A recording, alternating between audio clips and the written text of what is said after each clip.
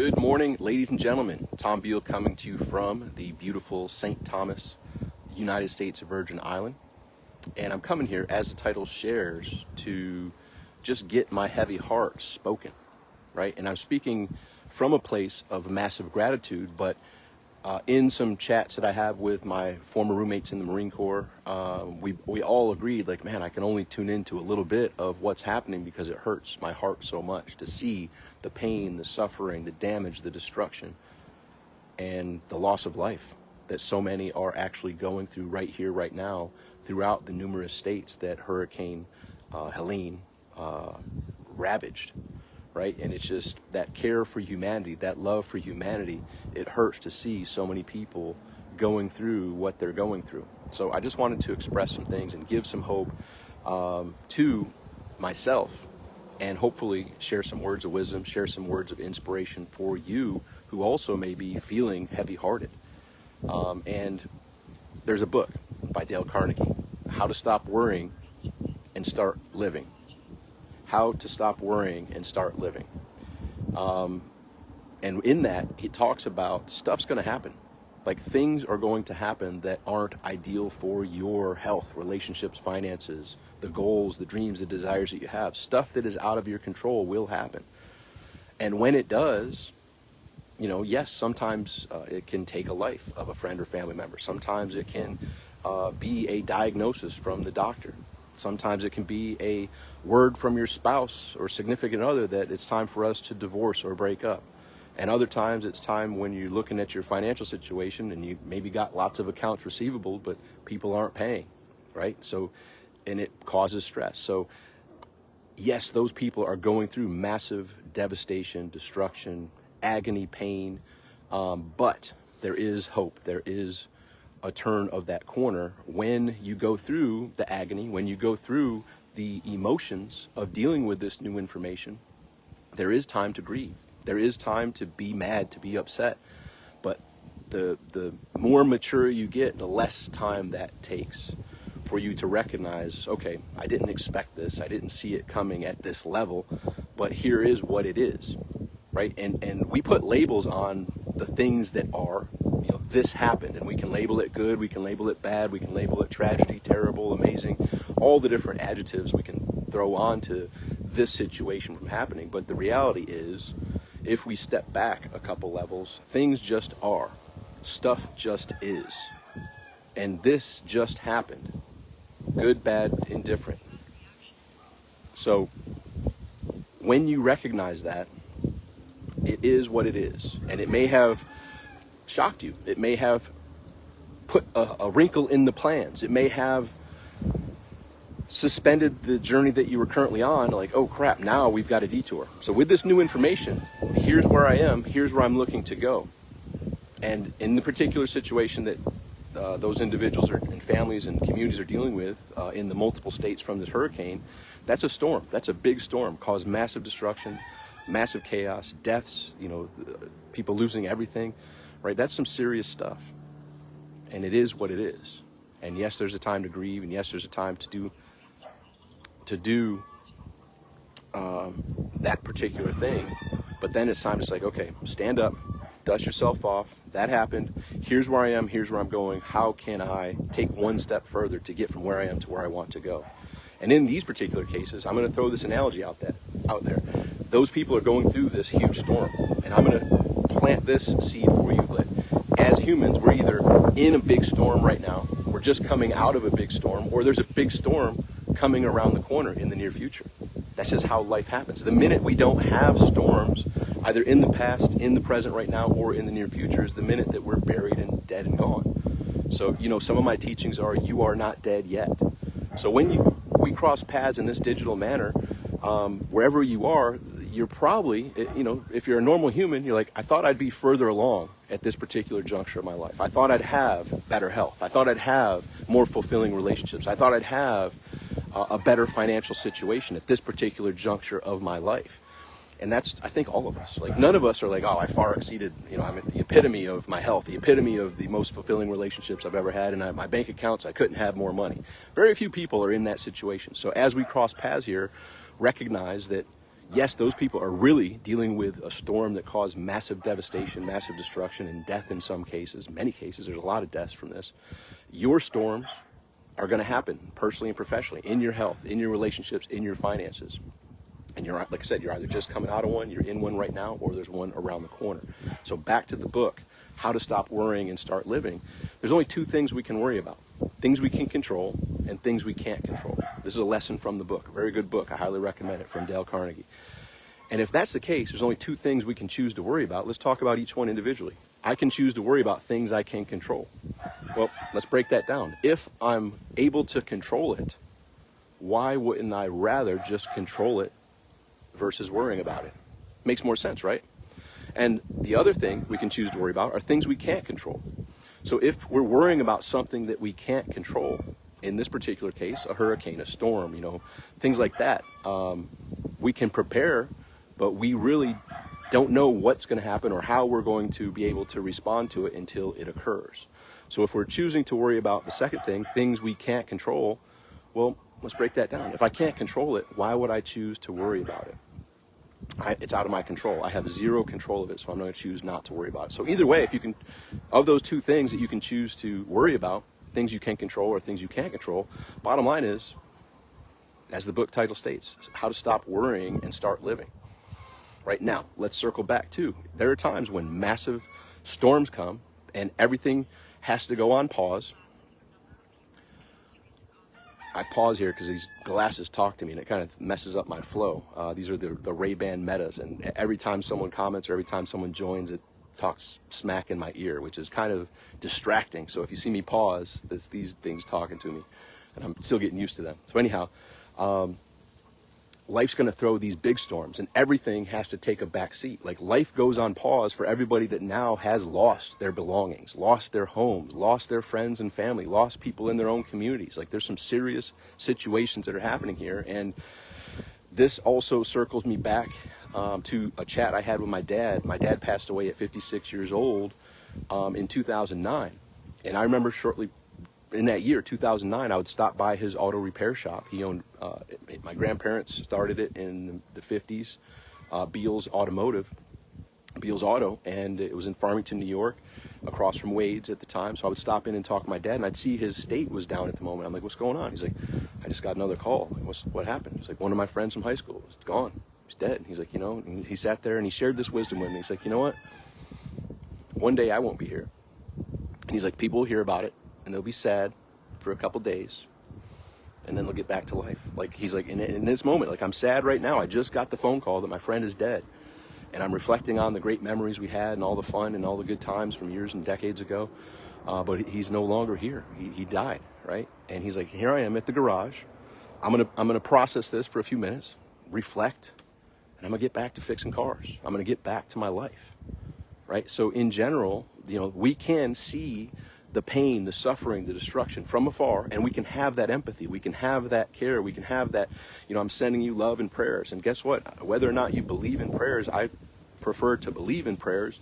There is massive things that are happening that we can't fully understand. So take some time, give some prayers, allow them to have some peace and know that in due time, this too shall pass, right? It chokes me up a little bit to even think about the pain they're going through right now, because I've been in situations that are super painful. And living in South Florida for 13 years, knock on wood, thankfully, there were no major storms that destroyed everything or destroyed our vehicles or homes, or no lives were lost, things of that nature. But in my childhood, I lived in upstate New York, and there were severe ice and snowstorms that would take the power out for multiple days and sometimes weeks at a time. And what I recall is how the communities pulled together. And that's what brings massive joy to my heart.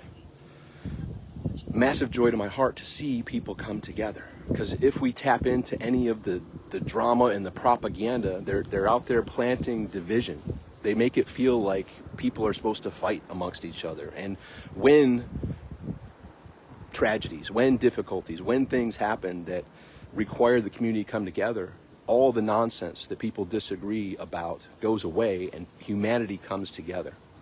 And so it really fills my heart to see the people coming together to help everyone, because they're all in this terrible mess. And team, TEAM, together everyone achieves more. Like no one silos off and's like, I'm not going to help anyone else and I don't want help from everybody else. No, the community comes together and they recognize, hey, we're in this together. And I would submit to you, like, what if we're in this together? Here we are on this ship we call Earth, all on the same ship together. And if we can break away from that programming, break away from the propaganda trying to divide us, we can recognize we have so many things that we agree on and that we want. We want health for ourselves and our family and our neighbors and our friends. We want to have fulfilling relationships for ourselves, our family, our friends, our community. We want people to have the proper financial situation to live the life that is unique to them and each lifestyle. There's no right, there's no wrong, enough to provide for the lifestyle for our friends, our family, our community, our neighbors, all that good stuff. We want the best for each other. Very few. There are some that don't want the best for others, and I don't choose to align myself with those people. But the way I break down society is any group of people. I was in the Marine Corps. Marine Corps is one thing. A college, people that went to a certain college, people that grew up in a certain area. So geography, countries, religious, sexual orientation, financial results, all the different things that we can break down into groups of people. Here's my breakdown of groups of people. It falls back to the 80-20 rule. 80% of any group of people are just good, kind-hearted people. They care about people. They don't want any harm caused to anybody. They're not out there harming anybody. And of that 80%, they're just normal, good people, want the best for everybody. And when they can help out, they'll help out. And they're just kind, generous people, 80%.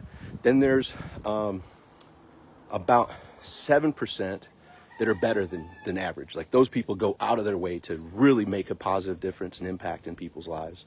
And then there's the 3% that are just amazing. Those people are the saints of the world that they just spread joy. They just do good all the time. Like it's just amazing. They uplift everybody.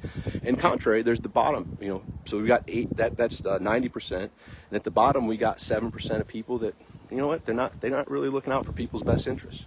They really are selfish, and they really are, they have the scarcity mindset. Like if that person gets more, then I get less. And there's that 7% that just aren't really looking out for people's best interests. And then there's the 3% that are just pure evil, and they're out to harm people, right? And this isn't any judgment. Like all I'm saying is that's just the breakdown similar to the 80-20 rule that I see any group of people. So you name the country, you name the religion, you name the Marine Corps, the college, the geographic area, the race, the sexual orientation. That's my breakdown of any group of people. 80%, damn good people. 7%, better than good, amazing.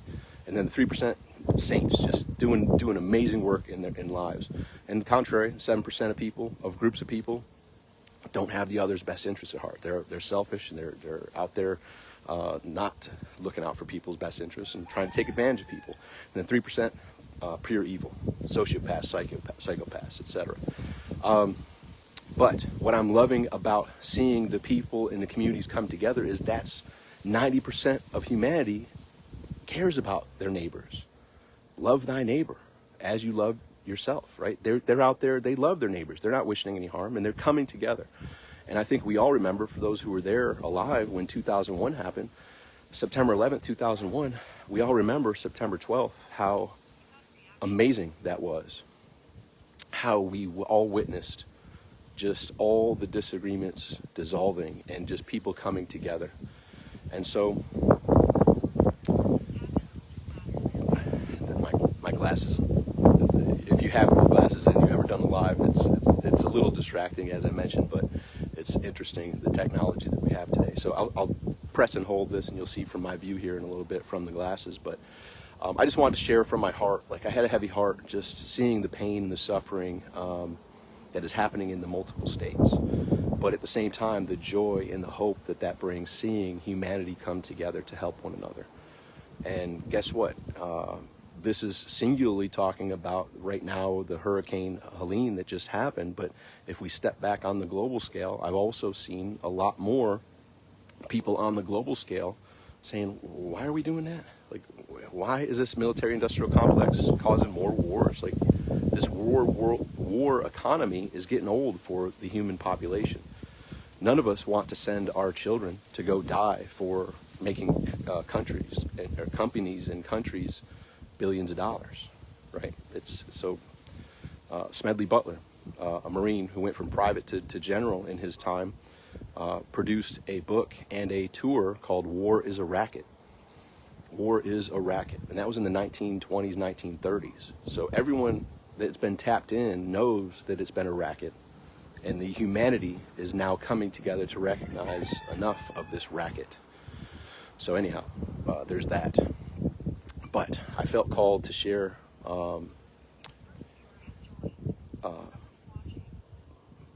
this live stream, and Jim Bunker says, sorry for your loss, brother. There was fortunately no loss. It just is a heavy heart, just in the state of humanity, the suffering and the devastation that's happening, yes, here with Hurricane Helene, but I mean, if we step back, the two wars the U.S. is funding are also, there's a lot of people suffering and dying unnecessarily, in my personal opinion, and war is a racket. And I think we as humanity may finally have that epiphany. Like, there are ways to resolve differences without having to go to war and produce the multi-billions and trillions of dollars that wars produce. And that if we look back on history, I served in the Marine Corps, 4 years active, 4 years inactive, 8 years total. There's been 16 years of peacetime in the entire history of the United States. I served in 50% of the peacetime of the entire United States existence.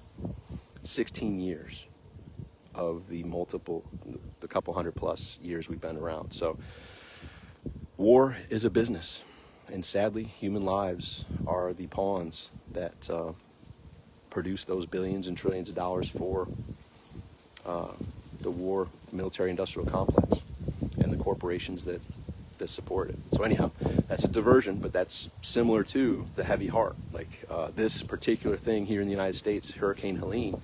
But stepping back on the world stage, there's the heavy heart of what's happening there. But like I said, it's also transitioning to hope and inspiration and a bright future. I'm super thrilled to see the communities coming together. I'm super thrilled to see people waking up to war being a racket.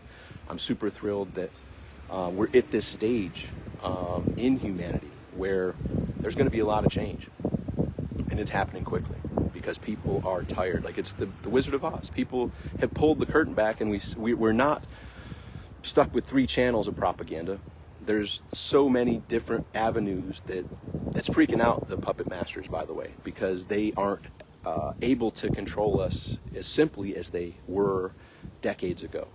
I just turned 52 on the 22nd, so a little over a week ago. And yeah, it's been, I mean, when we had the TV guide, what do they call it was a programs. What are the programs? We've been programmed our entire lives, multi-generationally programmed. And the cool part is many people are waking up with some, just following their heart, like, wait a second, this doesn't seem right. Like, questioning what we were programmed to believe as true and factual. So it's a very amazing time to be alive. There is a lot of change happening. Good is prevailing, and good is a label, right? It all is. We put labels of good and bad, but there's going to be some big changes that I'm very excited for. And we live in amazing times. But I'm sending my love, sending my prayers to everyone going through not just the Hurricane Helene challenge at this moment, dealing with that devastation, dealing with that destruction, dealing with the death that terrible hurricane caused. But we as humans, I think everybody has PTSD from the September 11th, everyone who witnessed that. And that kind of, for me, I feel a similar type of tingling in my heart that I just have that empathy, like, wow, I can't believe so much pain and suffering is going on, but look how everybody's coming together. So it's that suffering combined with hope and joy of communities pulling together. And that's, ladies and gentlemen, what we need, in my personal opinion. When we come together, we are unstoppable. We don't need to rely on any governments, any politicians, any nonsense. We see through the BS. We come together as a community, and we have each other's backs. And that, ladies and gentlemen, is my dream.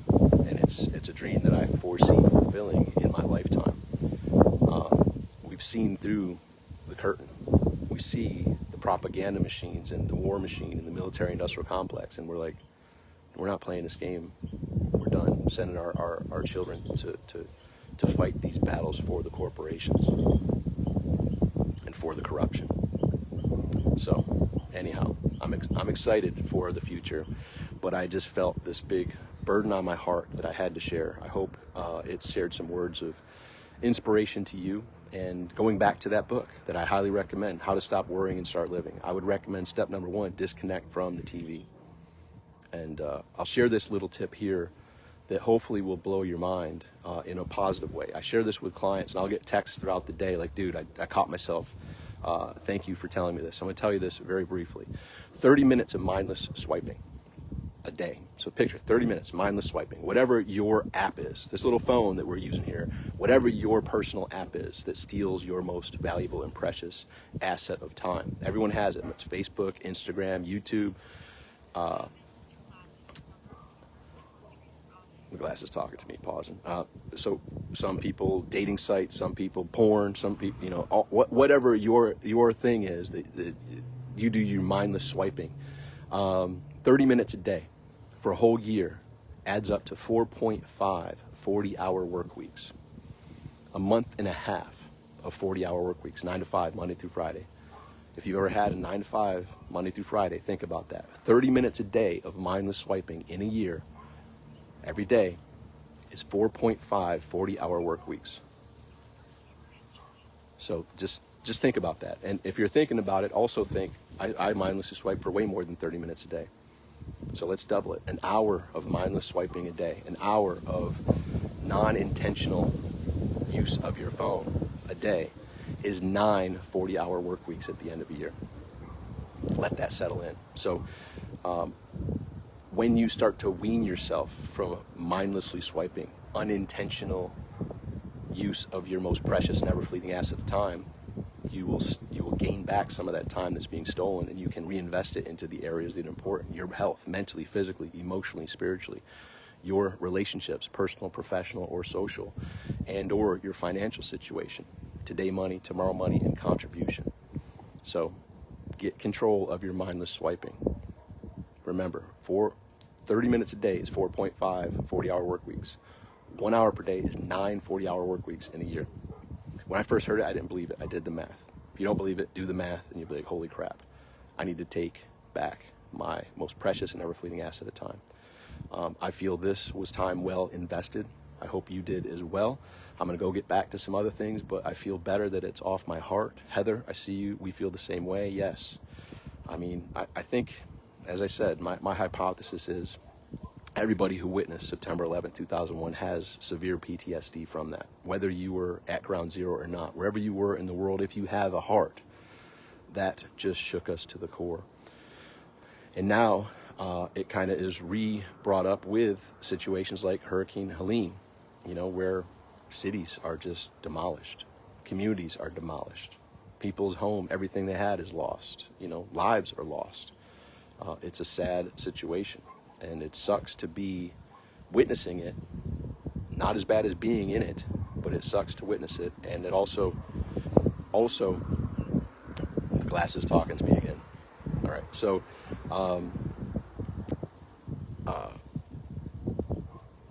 it's a big distraction when the glasses talk to me. Anyhow, and that goes back to gratitude, right? So let yourself take some time. Grab a blank sheet of paper and just write down, here's what I'm grateful for. I'm so thankful and grateful now that I have this. I have electricity. I have a home. I have a vehicle. I have no flooding. I have I have all these things to be grateful for that you may take for granted. And just, it's okay. Like, there's survivor's guilt for people that live through things where other people die. Like, we can have that empathy and you can have that care, and your heart can hurt, but it also can be a time for you to reflect back on, how am I grateful? What am I grateful for? And when you are able to reground yourself in gratitude, right? Everything is emotion. Everything is energy, frequency, and vibration, right? And if you're letting that pain, anger, and suffering affect you and you're at that vibration, that's not at your optimal. So it's time to get grounded, go for a walk. Okay, let me think of things I can be grateful for. Let me think of things I can be hopeful for and excited about. And now that raises your vibration and you're now able to operate at a much higher level. So anyhow, there's a lot more to talk about, but I just felt called in an impromptu fashion just to go live, speak whatever was on my heart to speak. I thank you for listening. I thank you for being here. I appreciate you. I love you. Here's to all of our best being yet to come. And man, it chokes me up. I was thinking of saying to those people that are in that storm right now, like, and I'm talking the storm of life. You may not be in the Hurricane Helene, but you might be in the storm of life right now. A divorce, a bankruptcy, a health diagnosis. Like, here's to your best being yet to come. Like, stand tall, dust yourself off, say it is what it is. What's mine to do now? Here's where I am. Here's where I need to be. What's mine to do now? And when you are in that present moment and you're grounded, you're grateful, you're clear on what's yours to do, that's when you're at your best. And guess what? One thing at a time. What's mine to do now? Get that done. Boom. Okay, now that's done. What's mine to do now? And that's knowing the different hats that you wear personally and professionally. As a father, as a business owner, as a employee, as a, all the different hats that you wear, as a homeowner, as a person that just lost all your stuff, as a person that just got that diagnosis, as a person that just was told it's time to get divorced, as that person that just realized you're only a few steps away from losing it all, right? What's mine to do now? Step up, dust yourself off. It is what it is. My best is yet to come. All I can handle is right here, right now. I can't change a thing in the past. I can't change a thing in the future. I can only be here now, fully and unapologetically. And when you're able to be in the continual here and now, that's where you can have some joy, even in the most challenging and difficult situations. After you go through the grieving, after you go through the processing, all right, man, I didn't see that coming, but okay, here's where I was prior to this new information. Now that this new information's here, does that change the steps I had planned, or do I have to adjust accordingly? Because in the Marine Corps, you learn improvise, adapt, and overcome. Plans don't go to plan. You may have noticed that in life. Plans, they don't go to plan very often. Immediately, as soon as you go begin implementing the plan, goes off the rails pretty quickly in many cases. So when you recognize that, you can not lose your focus. Just like, okay, I'm going to improvise, adapt, and overcome. With this new information, now what is mine to do? And one step at a time, you can make massive ground. Here I am at the top of this mountain. I could walk to the whole other side of the mountain. It's only 32 square miles. One step at a time, I can get from where I am to where I want to go if I'm clear on where I am and where I want to go. All right. Enough of me rambling. Hope this was inspirational. Hope you gained some benefit out of this. Here's to your best being yet to come. You've got it. You've made it this far. And here's a quote I posted yesterday. I didn't come this far to only make it this far. Think about that. You didn't come this far to only make it this far. Here's to your best being yet to come. Gain that clarity, gain that groundedness, focus on your gratitude. Get clear on what's mine to do right now, wearing the numerous hats that you wear in your life. Do what's yours to do in each present moment and watch how much progress you make, personally and professionally. Your health, your relationships, your finances. And also remember that mindless swiping, 30 minutes a day, over a year equals 4.5 40-hour work weeks. 1 hour a day equals 9 40-hour work weeks in a year. All right, I'll talk with you soon. Until next time, make today great. There's more free value at tombeal.com, TOMBEAL.com. Go there. Lots of great stuff there. I also have mentormetom.com, has a lot of great stuff also. mentormetom.com. I think I have a link from there at tombeal.com. But go to tombeal.com, check it all out. There's lots of free stuff there if you liked what you heard today. All right, I'll talk with you soon. Bye for now. Make today great.